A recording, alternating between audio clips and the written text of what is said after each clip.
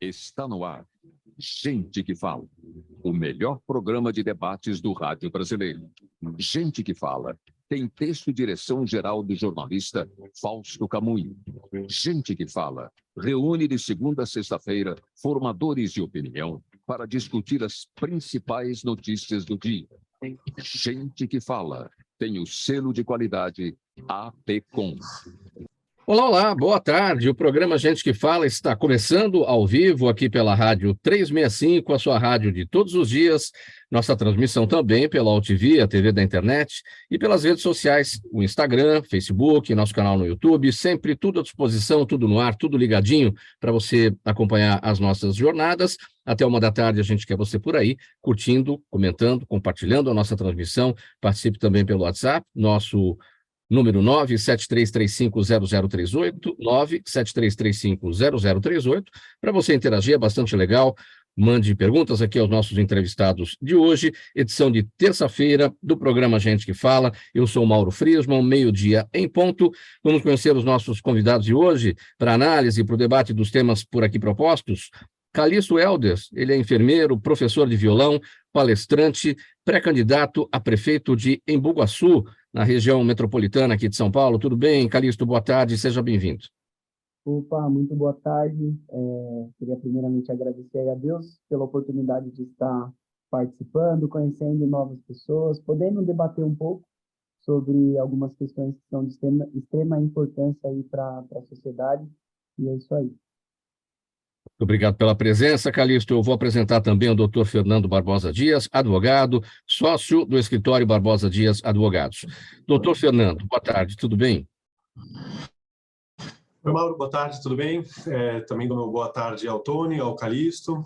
Também agradeço daí a realização do programa ao nosso querido Fausto, a Zenilda e ao Pedro, que estão por detrás ajudando na organização. Obrigado pela presença sempre com a gente, doutor Fernando. Também na nossa bancada, o Tony Mastaler, ator, publicitário, diretor e criador de estratégias de marketing político. Tony, boa tarde, como é que você está? Tudo bem, Mauro? Estou ótimo, graças a Deus. Prazer estar aqui mais uma vez, escutar o doutor Fernando, escutar o Calixto. Esses jovens têm muito a nos ensinar. Eu tenho certeza que o programa hoje vai ser muito bom. Então vamos lá, 12:02, nosso primeiro tema aqui, para análise e debate de vocês. Olha, pessoal, às 8:30 da manhã, hoje, né, relatos de falta de energia começaram a surgir pelo Brasil. Era o início de um apagão que afetou todas as regiões do país. Esse desabastecimento afetou linhas de metrô em Belo Horizonte, em Salvador, aqui em São Paulo também. O ministro das Minas e Energia, Alexandre Silveira, disse ter determinado a criação de uma sala de situação e apuração das causas desse incidente. E para o coordenador do Centro Nacional de Monitoramento e Alertas de Desastres Naturais, José Marengo, a causa deve ter sido operacional, pois não há um alerta pela seca, por exemplo, que pudesse impactar a produção e distribuição de energia. Tony, eu começo com você a respeito desse tema. O problema foi grande, praticamente todo o país sofreu os reflexos aí deste apagão. O próprio Ministério de Minas e Energias tratou desta forma, como um apagão. Não é a primeira vez que a gente enfrenta isso. O importante é que durou pouco tempo, foi um problema aí que afetou muita gente, mas durou pouco tempo, só que as causas têm que ser investigadas, isso não pode ser deixado para trás, porque o Brasil já enfrentou aí crises energéticas, enfim, a gente precisa ver exatamente o que está acontecendo. Pois é, Mauro, é triste, é lamentável, porque esse tipo de coisa acaba complicando muito a questão, desde o conforto das casas até a produção, até o transporte, enfim, tudo, né? Hoje em dia, sem energia, fica muito complicado. E uma luz que se acende de alerta no seguinte sentido: o governo precisa ter a humildade de entender que ele precisa entregar um bom serviço à população. Ele foi eleito com pouco mais da metade dos eleitores, então, pouco menos da metade dos eleitores não o considera um bom governo, principalmente no quesito serviço. Isso deve instigá-lo positivamente a fazer um trabalho mais forte, mais dedicado, para mostrar que é bom, sim, de serviço, e não permitir que esse tipo de coisa aconteça. Tem que ir atrás do que aconteceu, do que causou, prestar contas disso. Agora, antes de tudo, começar a fazer um trabalho, deixar um pouco o populismo de lado e fazer um trabalho técnico no sentido de antever esse tipo de coisa. Porque há uma informação aí de que parece que o próprio ex-presidente da Telebrás já pediu para sair também ontem à noite. Então, quer dizer que está relacionado, não está relacionado? O que aconteceu? Quer dizer, somos um país continental, né? Não podemos permitir esse tipo de deslize. Isso aqui não é a vendinha do seu Joaquim. Então, com todo respeito à vendinha do seu Joaquim, que eu acho maravilhosa, mas eu estou dizendo no quesito tamanho. Então, é preciso profissionalismo e técnica para tratar desse tipo de assunto. Agora, o curioso é que você falou da luz de alerta, né, que aparece aí, só que para essa luz de alerta acender em relação a esse incidente precisa de energia, né? Excelente. Vamos seguir aqui para pegar a análise. Doutor Fernando, você foi afetado de alguma maneira aí pela falta de energia pela manhã hoje, não? Não, na verdade, eu, por sorte, não fui. Estava no trânsito, pelo menos por onde eu passei aqui em São Paulo, não teve falta de energia, estava tudo funcionando. Não sei, acho que foi uma estação de metrô que pegou aqui em São Paulo, salvo engano, na estação Vila Sônia, da linha, salvo engano, também linha amarela, acho que é a última estação da linha amarela. Mas as causas precisam ser divulgadas, com certeza. Para ter afetado todos os estados da federação, tem que ter sido algo de extrema gravidade, né? Porque pega todas as linhas de transmissão no país, a distribuição no país inteiro, que tem certa independência entre si. Então, isso precisa realmente ser investigado com detalhes para ser entendido. O Calixto também pode dar um pouco as impressões dele. A cidade de São Paulo em si também é bom a gente pensar isso, né, Mauro e Tony? A gente está muito discutindo recentemente a possibilidade de distribuição independente de energia. E os consumidores terem a possibilidade de buscarem fontes alternativas, né, e pagar, que é quase como se fosse um mercado secundário. E esses apagões, lógico que acabam, acho que, ajudando a florescer esse debate sobre as formas que as pessoas, ou os prédios, os estabelecimentos em geral, procuram se abastecer de energia elétrica.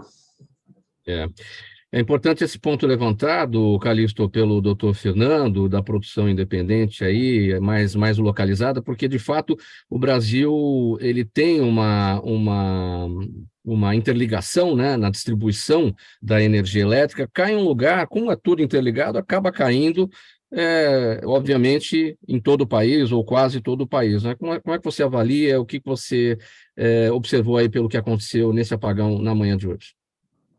É assim, a gente sabe que problemas eles surgem, né, seu Mauro? E é o seguinte, pegando só um pouco aí do gancho das palavras do doutor, aqui também nós não tivemos aí um impacto, mas é preciso avaliar, é preciso identificar, porque assim, quando evidencia um problema, significa que na sua base já foi instaurado um problema.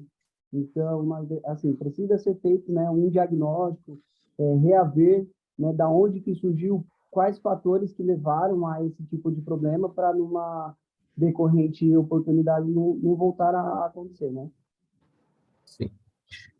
Vamos aguardar aí as informações, né, do Ministério das Minas e Energia e vamos torcer para que as coisas realmente, de fato, voltem ao seu normal e que isso não impacte aquilo que já está bastante impactado, que é a questão da nossa economia. A produção não pode ficar, a produção nacional não pode ficar à mercê desse tipo de situação, uma vez que o Brasil já enfrentou tantas crises energéticas nos anos 90 e já somos escolados nessa questão. 12:09, vamos então para o próximo assunto aqui. Olha, em 22 de julho agora foi realizada a primeira feira do produtor rural de Embu-Guaçu, que é uma cidade da região metropolitana de São Paulo. Esse evento trouxe barracas de produtos dos agricultores, comida, shows e doações de mudas, além de postos de orientações do SEBRAE e da Secretaria do Meio Ambiente, tudo com o objetivo de valorizar o trabalho dos produtores rurais, gerar renda, fortalecer a agricultura familiar no município. E, segundo a Prefeitura de Embu-Guaçu, a feira superou as expectativas e tem tudo para se tornar uma tradição na cidade. A gente começou falando a respeito de Embu-Guaçu sobre esse tema. É claro que uma parte da economia de Embu-Guaçu tem o pé ali afincada, né, na atividade rural, mas tem uma outra parte da economia ali do município baseada nas indústrias, principalmente na transformação de minerais não metálicos. Enfim, é uma economia bastante diversificada. Colocada essa parte, só para a gente entender o que é o município de Embu-Guaçu, eu vou aqui com o Calixto para a gente entender quais são as principais questões políticas lá do município. O que está acontecendo nesse momento, o que é importante olhar com lupa ali agora, Calixto? Então, na teoria é tudo bonito, né? A prefeitura diz que superou as expectativas e tal, mas infelizmente não é dessa forma que sucede aqui. Porque, infelizmente, esses produtores que tanto se dedicam, que tanto se esforçam, acabam não tendo tanta vez assim, no mercado. Né? Nós estamos falando aí para o terceiro ano aqui dessa atual gestão, só agora que eles resolveram ter essa preocupação. Infelizmente, falta aqui mais informações, faltam divulgações. Infelizmente, também nós estamos tendo aí bastante dificuldades, até com essas questões, né, trabalhistas, de emprego. Assim, são muitas questões que têm deixado a desejar. Essa semana mesmo aqui tivemos informações de atrasos de pagamentos, né, profissionais da saúde, pessoas aí que se dedicam, que correm atrás aqui em prol das vidas, e a gente observa que não é bem por esse lado, né? Você é da saúde pública, você é enfermeiro, é da saúde pública do município. Não, eu atuo no município vizinho, né, aqui da cidade de Embu-Guaçu, mas estou ativo aqui, acompanho a saúde, venho acompanhando os casos, né? Infelizmente, os profissionais não são aqui valorizados da forma que deveria. Infelizmente, as pessoas têm falta, né, de medicamento. Às vezes, infelizmente, acontece de chegar no hospital, precisar ter um suporte melhor, acaba não sendo, né, não tendo essa atenção devida. Infelizmente, aqui nesse âmbito da saúde, hoje a nossa cidade, ela grita por socorro. Essa é a bem da verdade. Vamos situar um pouquinho Embu-Guaçu geograficamente, até para a nossa audiência entender do que a gente está falando, até porque existe Embu das Artes, muita gente confunde Embu das Artes com Embu-Guaçu. Embu-Guaçu já fez parte de Itapecerica da Serra, é um município emancipado, é novinho, tem 50 anos de fundação, não é isso? E fica no alto da serra ali, no início da serra, que vai pela Regis Bittencourt, que vai para Juquitiba, vai lá para baixo, né? Isso, é isso mesmo. É uma região aqui, a gente chama da Grande São Paulo, né? Para os lados aqui, fica próximo, né, de Varginha, Grajaú, né? Tem essa... Eu costumo brincar falando que é como se ela tivesse localizado no epicentro, porque aí dá para você ir para Itapecerica, tem extensão para você pegar ali no lado da Libanim, que é o extremo daqui da Zona Sul. E realmente foi, há um tempo atrás, como é que eu posso colocar?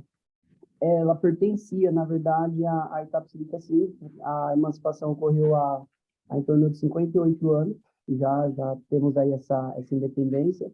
Começou a crescer a cidade de Embu-Guaçu, começou a desenvolver, a área industrial aqui aumentou, só que aí, infelizmente, de uns anos para cá, houve essa estagnação, teve essa paralisação no desenvolvimento da cidade. Agora, ela faz parte de um cinturão verde, né? Importante. Isso é valorizado aí na região? Não da forma que deveria, né? Nós somos aqui da área dos mananciais, né? Juntamente com São Lourenço, Embu das Artes, Itapecerica, Cutia. Infelizmente, não tem nenhum plano hoje aqui na cidade de desenvolvimento, né? A preservação aqui da nossa área, ela não é feita de uma forma efetiva. A gente não consegue extrair bons resultados disso. não vemos hoje aqui na cidade, planos de ação, investimentos para que a cidade possa, né, se desenvolver. Aqui nós temos aqui pontos turísticos, áreas bacanas de conhecer, de se conectar com a natureza. Há uns anos atrás, para os antigos moradores aí da cidade, nós temos aqui o Parque da Várzea, que antigamente era bem frequentado, é uma área que é, né, cuidada pelo governo, mas nos últimos 15 anos para cá, caiu a ponte, os moradores não têm mais acesso a essa área dentro do mato mesmo, onde nós tínhamos aí grandes oportunidades, nós tínhamos aí grandes histórias, grandes feitos aqui por pessoas.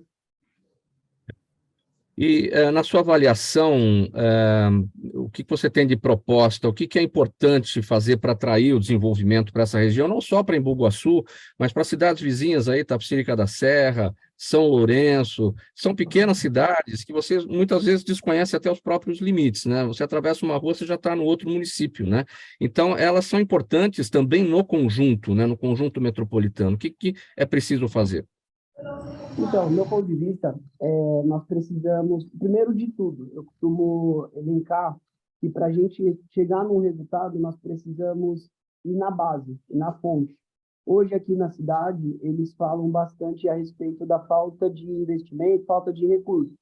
Só que para vocês terem ideia do que a gente passa, né, trazendo esse gancho aí da saúde, existem muitos desvios de funções, existem pessoas que, além de se desviar das suas funções, estão tendo um ganho a mais, né, que isso daí acaba atrasando a cidade. A prefeitura, ultimamente, acabou alugando muitos espaços onde, na nossa avaliação aqui, são espaços que não precisariam desses aportes. E se nós formos juntar, isso daí causa um impacto financeiro muito grande. Então, assim, primeiro de tudo, nós precisamos botar a casa em ordem, é preciso organizar a casa, colocar cada um nos seus devidos lugares, colocar as pessoas ali nas suas respectivas funções, para a gente ter um norte de onde pode agir, do que pode fazer.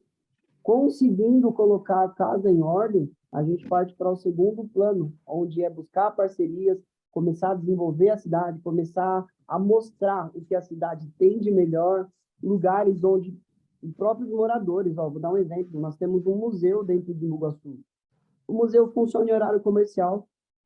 Aí, fim de semana, as pessoas estão nas suas casas, muita gente desconhece o museu, muitas vezes as pessoas não sabem nem onde está. Nós temos cachoeiras aqui na cidade, e, infelizmente, uma coisa que me dói hoje aqui é ouvir muitos munícipes falando, eu vou procurar no outro município, eu vou passear no outro município, chega final de semana aqui, jovem, não tem um lugar de lazer, não tem uma área onde ele possa se sentir acolhido pelo próprio desenvolvimento assim, do município, né, da prefeitura. Então, acho que a gente caminhando por esse lado, buscando parcerias, buscando extrair o que nós temos de melhor, é um começo, é um viés.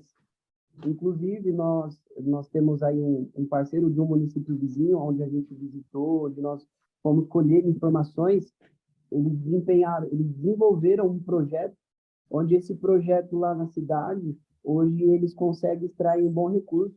Através de um projeto bom, a cidade começou a se desenvolver, dando a eles a possibilidade de melhorar a saúde, melhorar a educação. Então, assim, nós hoje, nosso grupo, nós estamos nessa linha, fechando essas parcerias, entendendo, né, onde outros lugares extraem resultado, fornecem ações onde a população se sente acolhida, se sente representada, e o nosso objetivo é esse, é caminhar por essa visão. Aonde o nosso colega está fazendo que dá certo, nós vamos atrás, vamos entender, e por que não realizar aqui, né? Tony Mastaler, já com vistas às eleições municipais do ano que vem, o que municípios como Embu-Guaçu, como os vizinhos ali, precisam ter, ou o que a população desses municípios espera, porque são municípios tão próximos de São Paulo, onde se conhece aqui uma outra realidade, onde muitas vezes o município é usado até como dormitório, a pessoa não trabalha lá, ela vive lá, acorda, vai trabalhar, depois volta e dorme, e por aí vai. O que se espera, o que a população quer desses gestores nesses municípios? Olha, pelo que as pesquisas estão mostrando para nós, é exatamente o que está se colocando é um espírito de mudança nesses ambientes. Por quê? Porque tudo que já aconteceu de hoje para o passado acabou que, de uma maneira um pouquinho melhor, um pouquinho pior, mas não resultou do positivismo. Então, o que está se buscando é, primeiro, que as pessoas que vão administrar essas cidades tenham claro o objetivo. Essas cidades precisam ter uma personalidade. Você precisa ter, por exemplo, Embu das Artes funcionou porque é Embu das Artes. Funcionou e está funcionando muito bem. Você precisa ter São Roque, com a questão do vinho e tudo mais, você precisa dar uma certa personalidade para essas cidades. O Embu Guaçu, que o nosso colega Calixto está colocando aqui, tem uma força muito grande, ela tem uma natureza maravilhosa e está ali pertinho de São Paulo. Ela podia ser uma instância turística fantástica, bem feita, bem resolvida. Ela tem opções de indústrias não poluentes que poderiam estar vindo para cá. Eu estou agora aqui falando com vocês de Santana do Parnaíba. Do lado do meu condomínio, abriu um gigantesco espaço de galpões para centros de distribuição e data center. São empresas que não poluem nada, então acabam não agredindo, mas acabam trazendo. Mas tudo isso, bem colocou o Calixto, me até impressionou, porque um cara jovem está falando, olha, primeiro, arrumar a casa, né? Não adianta vir aos tropeços aí, vai saber como essa cidade está. Segundo, aí sim, buscar as parcerias corretas, fazer o desenvolvimento correto, os contatos corretos. Eu sou, Mauro, partidário de que toda cidade hoje já precisa ter seus contatos até no exterior. Essa coisa de você ficar esperando o governador, esperando o presidente, aí o presidente briga com o governador briga com o presidente e o prefeito fica só olhando. O prefeito é a força desse país, é o cara que está perto da população. Ele e os vereadores são importantíssimos para o funcionamento da nossa democracia. Então, são esses caras que têm que vir e dar a diretriz, conhecer os problemas locais, fazer a coisa mudar da maneira certa. E, olha, nada melhor hoje do que mudança,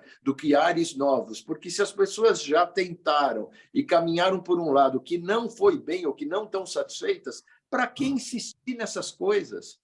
As pessoas têm que arejar. E eu percebo nas populações dessas cidades a busca pelo novo.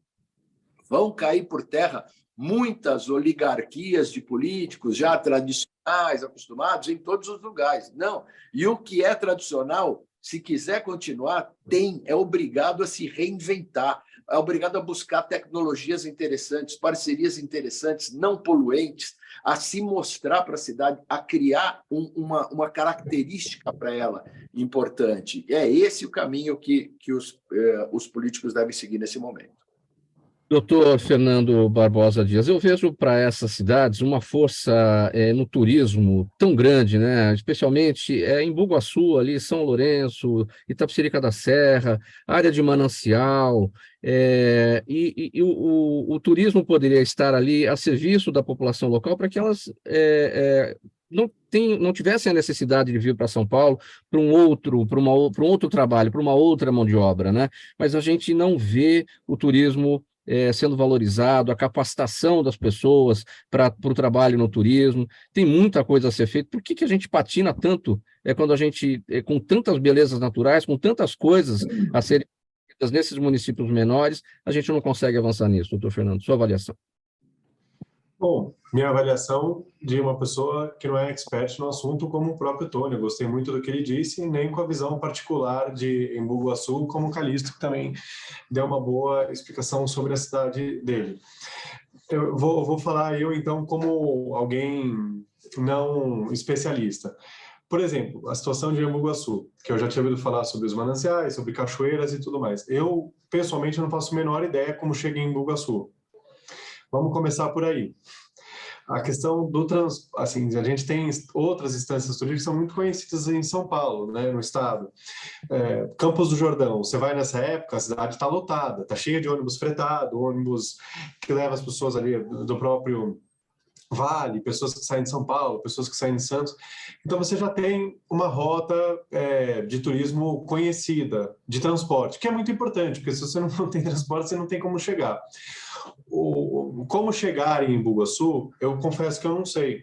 Eu não sei se você tem que passar pela cidade de Itapecerica, como que faz. Então, acho que esse é um primeiro ponto, Maura, que tem que ser pensado o transporte no estado de São Paulo. Dois, e aí entra o que o Tony falou, é muito interessante isso, as cidades terem o seu nicho. Campos do Jordão, desculpe citar de novo, mas a gente pode citar outros exemplos.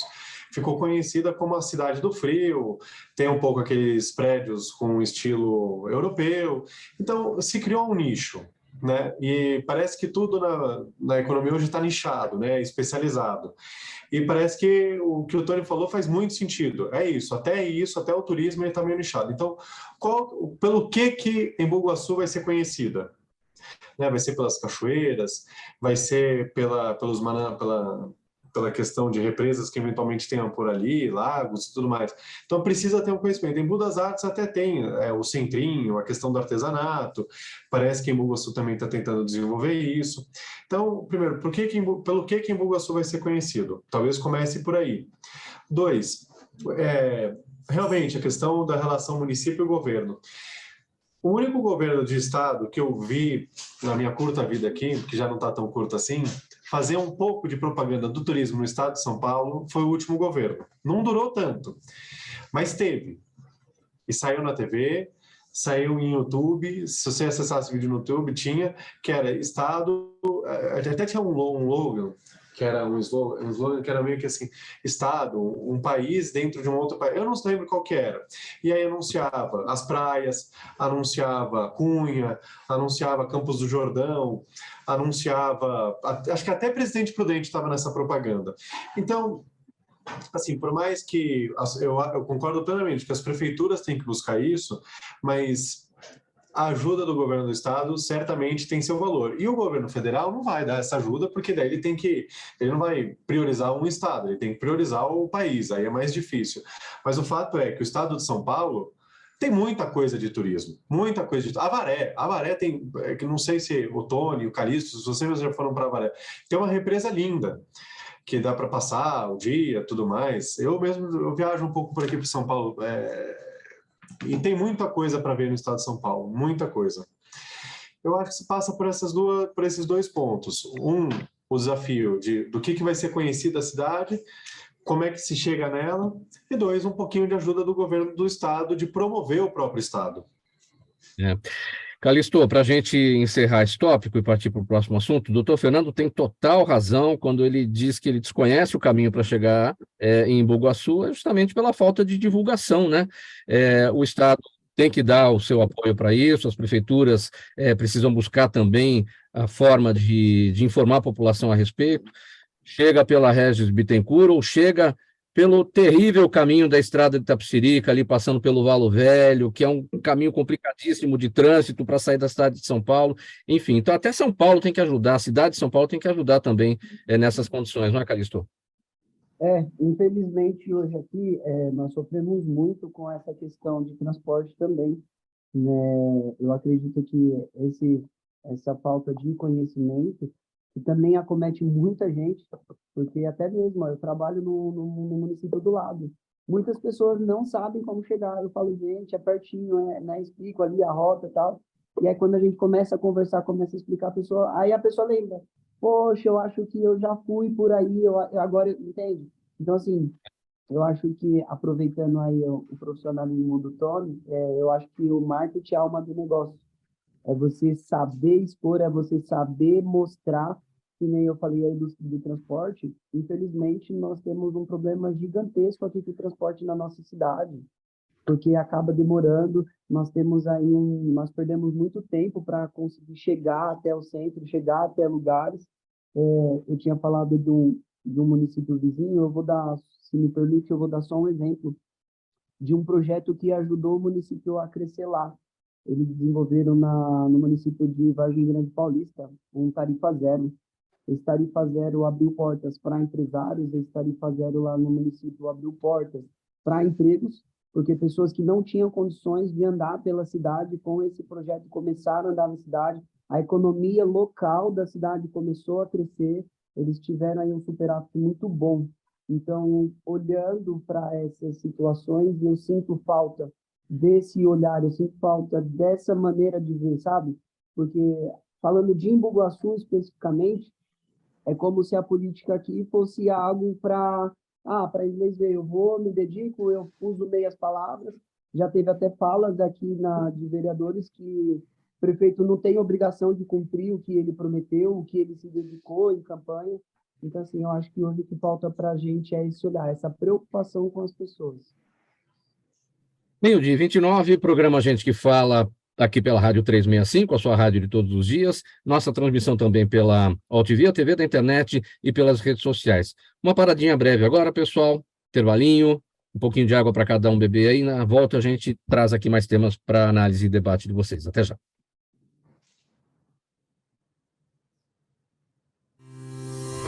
Toda ação estratégica de sucesso tem um componente fundamental: um instituto de pesquisas ético, rápido e preciso. Afinal, é ele que vai fornecer informação confiável, sem achismos ou palpites. E isso, numa época de mudanças rápidas e repentinas, é fator crítico de sucesso. A Orbis é um instituto de pesquisas que une precisão e confiabilidade estatística com a mais alta tecnologia em pesquisas do mercado.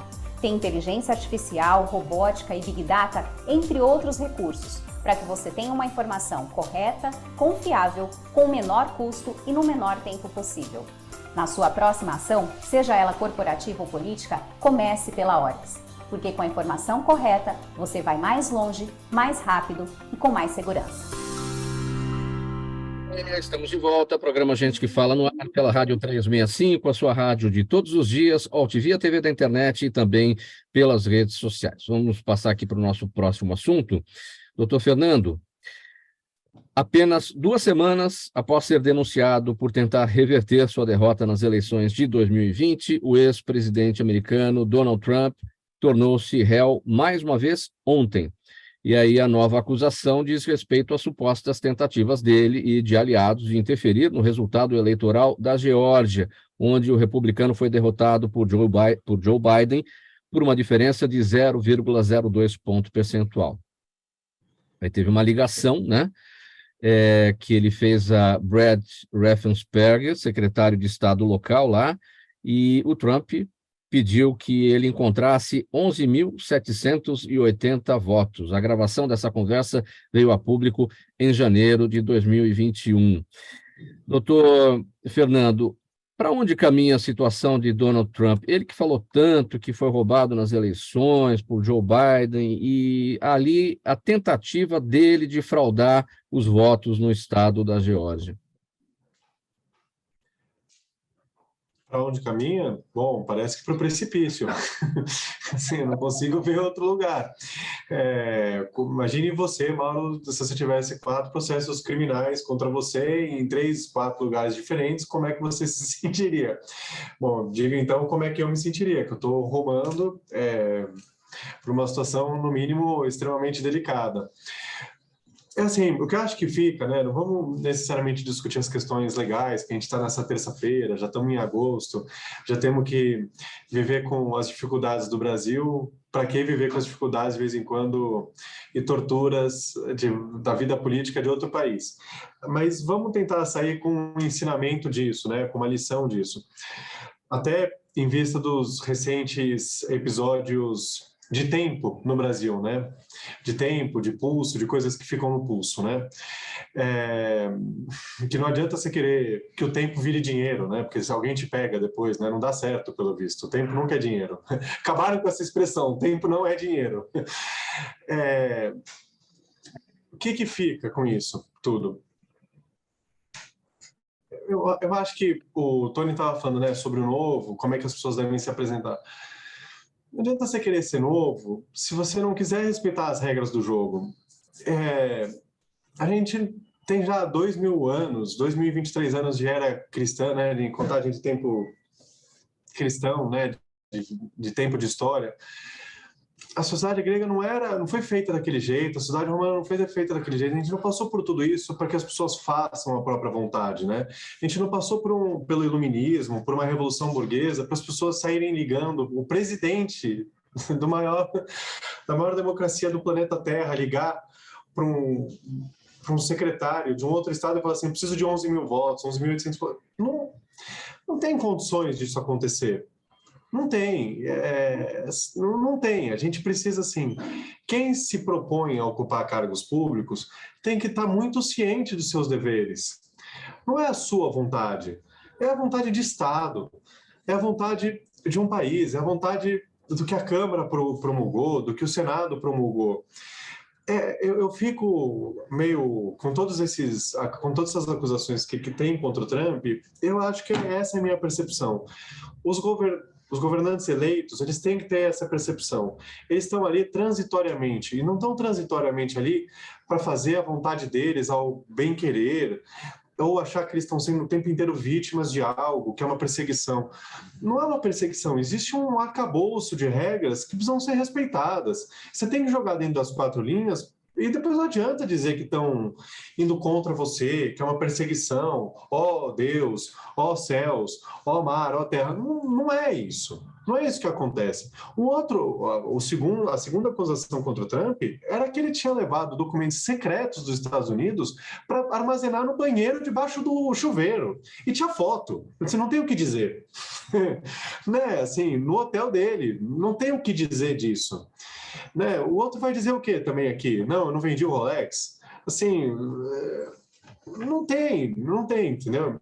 Então a gente precisa, quem quiser concorrer a cargo público, quem quiser ser juiz. Aliás, outro dia eu fiquei sabendo também de pessoas que reclamaram, aliás, isso não é novidade nenhuma, gente reclamando do salário público que tem, do salário de mais de 30, 40 mil reais, as pessoas reclamando.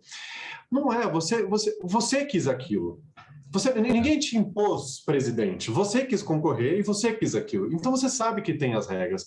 Você não quis ser, sei lá, juiz, promotor. Ninguém pediu para você ir lá. Aqui é concurso, você tem que passar por um teste. Então, se você sabe como são as regras, aceite-as, viva bem com elas. Porque é aquilo que tem para você. Você sabe que aquilo te espera. E cumpra seu papel, cumpra sua função dentro das 4 linhas. Acho que o que fica de tudo isso, Mauro, não vamos maçar nossos ouvintes com explicações técnicas, jurídicas, se ele vai ser presidente, se não vai, com futurologia. O que fica, acho que é esse ensinamento que a gente precisa discutir. Um outro ensinamento que eu acho que pode ser que fique, eu gostaria da sua avaliação também, é que o político tem que ter na cabeça o sentido da política, que é a promoção do bem-estar comum. Ou seja, se você não está lá para isso, não adianta. Se você está lá para o tempo todo pensar em luta política, o que você precisa fazer para aniquilar o outro lado, porque agora está assim, é um lado e outro, então o que você precisa fazer o tempo todo na sua luta política para aniquilar o outro lado, porque o outro lado não serve, enfim, então aí não adianta entrar na política. Acho que isso é uma das lições também, né, doutor Fernando? Essa lição, com certeza, também fica. Mas se a gente pegar também toda a história, sempre um vai querer demonizar o outro lado. Então, esse equilíbrio, acho que a gente na história não encontrou. Aqui nas nossas democracias sul-americanas, agora na democracia norte-americana, parece que o ódio ao outro é o seu oxigênio, né? Você precisa que alguém odeie o outro lado, porque esse é o seu próprio oxigênio. Mas também é uma visão meio deturpada, porque é o que você disse, por mais que seja um conceito super difícil de definição, você está lá pelo bem-estar público comum, o que é isso, né? Uns vão dizer que é uma coisa, outros vão dizer que é outra, né? Talvez seja difícil definir isso. Mas ainda assim, eu acho que tem os mínimos que a gente espera. O Calixto estava falando da questão da saúde. O que a gente espera do Estado é sim o mínimo de saúde. O que a gente espera do Estado é sim o mínimo de segurança. Como se atinge isso? Se é melhor deixar mais para a iniciativa privada? Se não é? Bom, acho que essas escolhas já estão um pouco feitas na Constituição. A gente precisa sim de um sistema público gratuito, universal. A Constituição já fez essa decisão. Então, a gente precisa promover o SUS. Não existe bem-estar social sem segurança. Não dá para todo mundo sair na rua e ter medo de ser assaltado. Você está em casa e tem medo de ser assaltado. Você está no carro. Agora as pessoas têm medo de estar no carro, porque alguém pode vir roubar o seu celular. Então, isso a gente precisa. né? É isso que a gente precisa. O resto não é resto. Não dá para dizer que o resto é resto, porque senão fica parecendo que é pouco importante. Mas tem muita coisa que também nós precisamos e que precisa ser observada pelos nossos governantes. Sim, não dá para ter mais balas perdidas no Rio de Janeiro, matando meninas de 5 anos de idade dentro de casa enquanto brincavam. Realmente isso tem que acabar, isso é inadmissível. Bom, 12h39, eu vou colocar aqui na nossa conversa agora, chegando o Daniel Matos, advogado, também operador do direito aqui, como o doutor Fernando, ele é economista, perito judicial, especialista em direito tributário. Tudo bem, Daniel? Boa tarde. Tudo, boa tarde a todos. Daniel, bom, vamos falar um pouquinho de reforma tributária, a gente já sabe em que pé que está, foi aprovado na Câmara, ainda tem a passagem pelo Senado para acontecer, vai demorar, né, acho que pelo menos novembro, né, enfim, mas o que é que a gente pode dizer que muda com a reforma tributária diante do que foi aprovado até aqui? Ela pode sofrer alguma alteração no Senado? Ok, você vai ter uma junção de vários tributos que vão passar a ser alguns, por exemplo, você não vai ter mais tantos tributos estaduais e federais, né, que é a proposta que vem sendo, que tem uma tramitação melhor, que é o IVA dual, e vai ter também o IVA municipal, que vai abarcar dentro dos estaduais, toda a tributação indireta vai passar a consistir num tributo só. É isso que muda.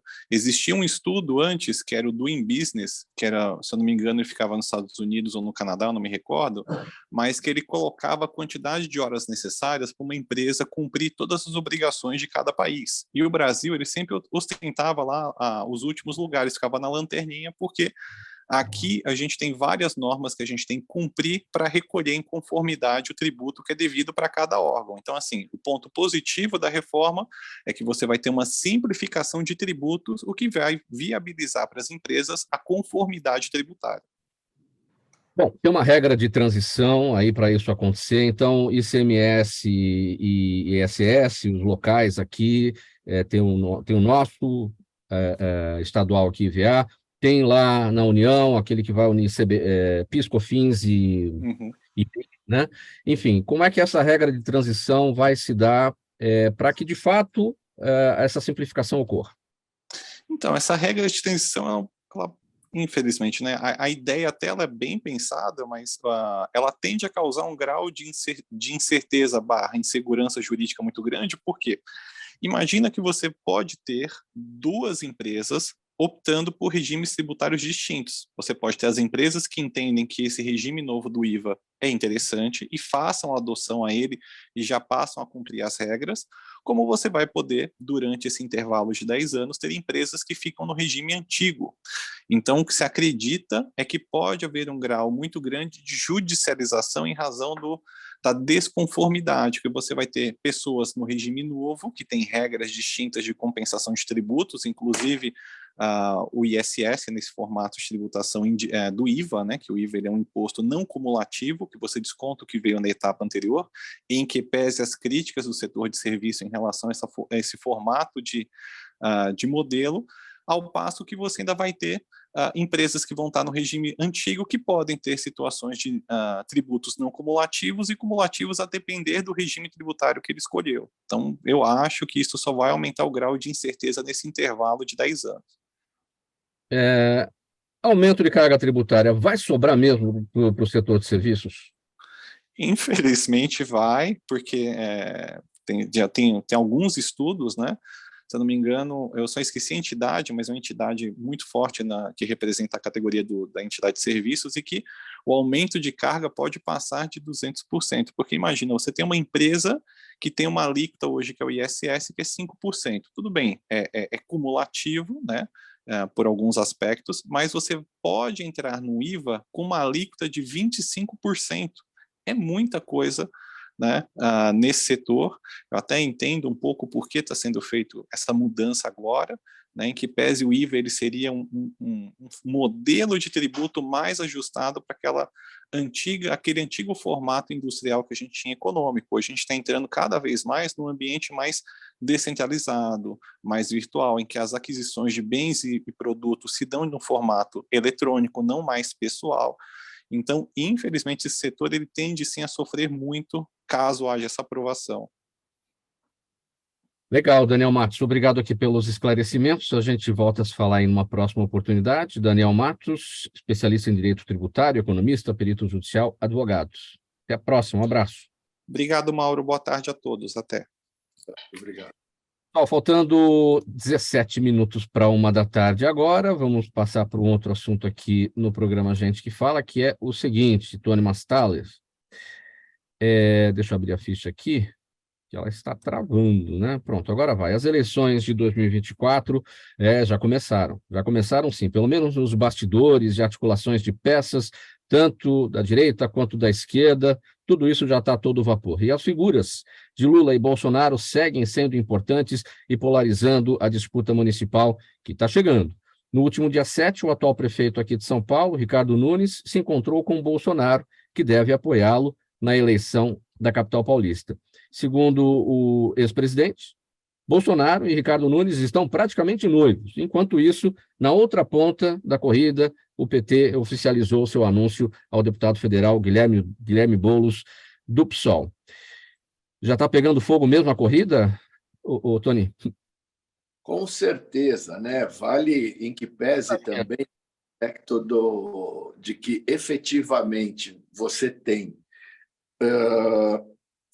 essa ligação do Boulos com o Lula ainda tem ruídos no PT, o PT oficializou, mas há uma turma muito grande que não está satisfeita com isso, como há uma turma muito grande do MDB que não está satisfeita com o Ricardo Nunes como candidato, e também outra turma do MDB não satisfeita dele se juntando ao Bolsonaro. Então, eu diria que a turma de insatisfeitos aí é mais de 60% hoje, né?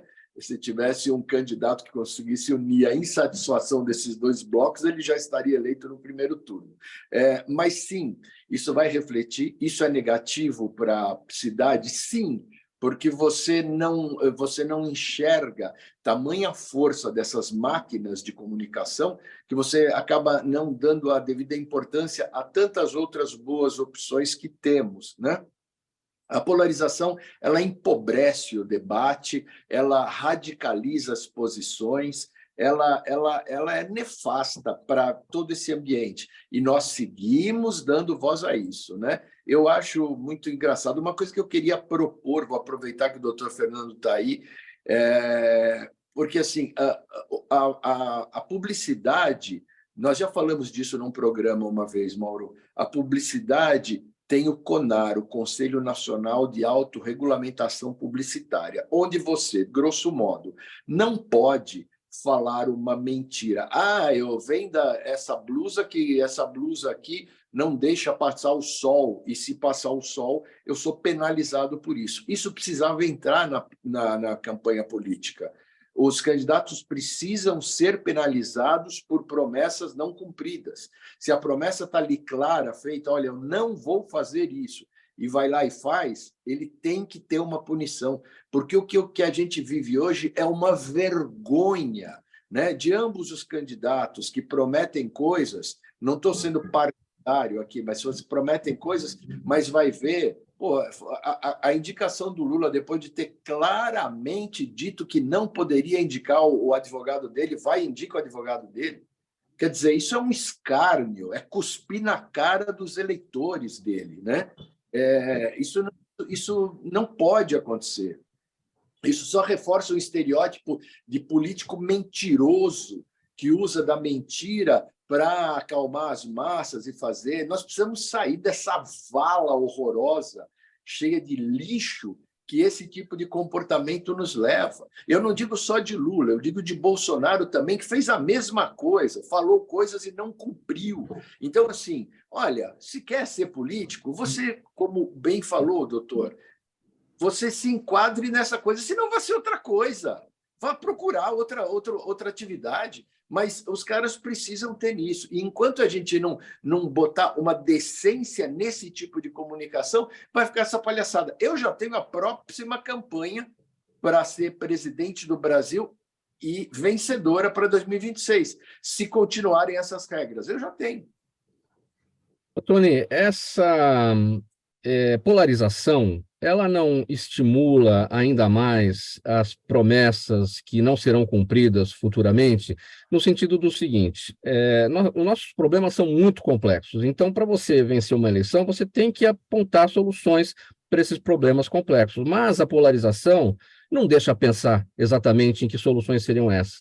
As soluções apontadas são simples, e não tem solução simples para problema complexo. Então, a culpa não é da polarização, essa falta de cumprimento de promessa? Também, em grande parte, da polarização, mas vou dizer mais ainda da cultura de comunicação, que infelizmente alguns colegas têm, que é triste e lamentável, não é? Você olhar e falar, não, diga que vamos fazer isso, diga que vamos fazer... Não, ou você é sério e tem compromisso, ou saia fora, dê espaço, sabe? Porque, assim, se você não se coloca oficialmente, claramente, seriamente numa coisa, você não tem respeito pelos seus eleitores, pelo seu país, pelo seu governo, pela sua cidade, enfim, sabe? E isso é muito triste. Isso é um resquício que nós temos de um passado lamacento e sujo, que nós precisamos de uma vez por todas. Se pretendemos crescer, se pretendemos viver 2023 no planeta, precisamos ir deixando isso para trás, né? O doutor fez bem aqui, na última colocação dele, umas colocações com humor, e eu acho isso fantástico. Precisa existir isso até para a gente aliviar. E aí eu me junto a ele e vamos fazer juntos muito humor se continuar essa turma de canalhas mentindo para a população. É isso. Doutor Fernando, está de acordo? Compartilha do entendimento do Tony?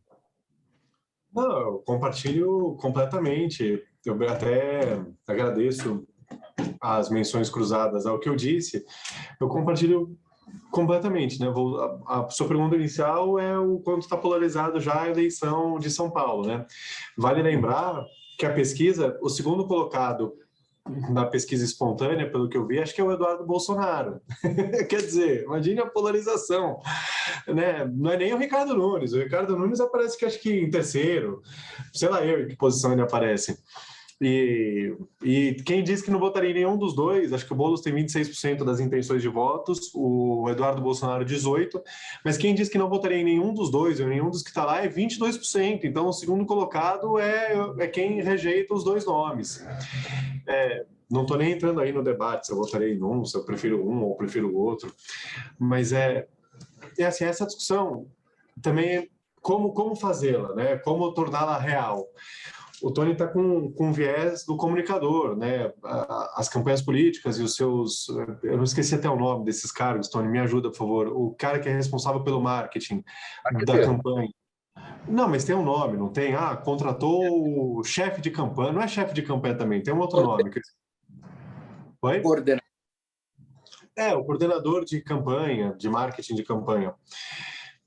É o que o Tony falou, assim, acho que desde que se percebeu que política é emoção, parece que se quer jogar com a emoção. Então, o que não vale na emoção? O que não vale para conquistar alguém com base na emoção?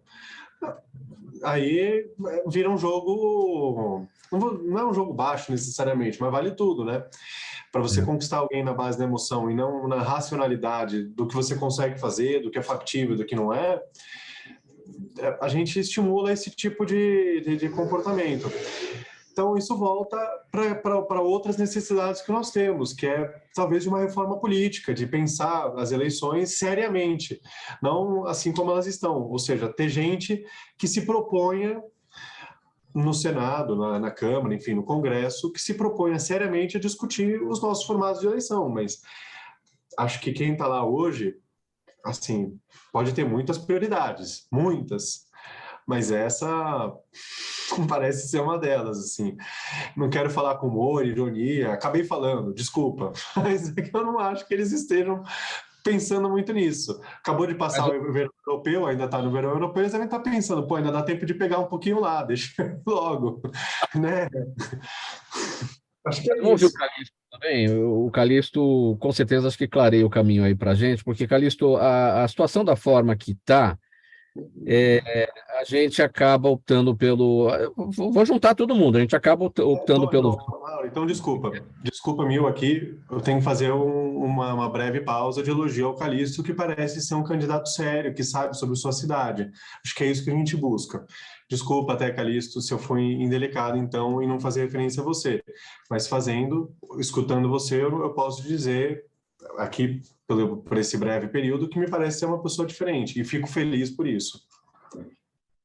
Então, Calixto, como é que a gente elimina essa coisa do eu voto em um porque eu não gosto do outro? Porque nessa pegada, nesse sentido, a gente só vai trazer para um segundo turno sempre os mais rejeitados, porque o voto útil leva a isso. Eu não quero aquele, eu quero esse. Então, eu vou rejeitar aquele e vou levar esse. E o outro está pensando da mesma forma.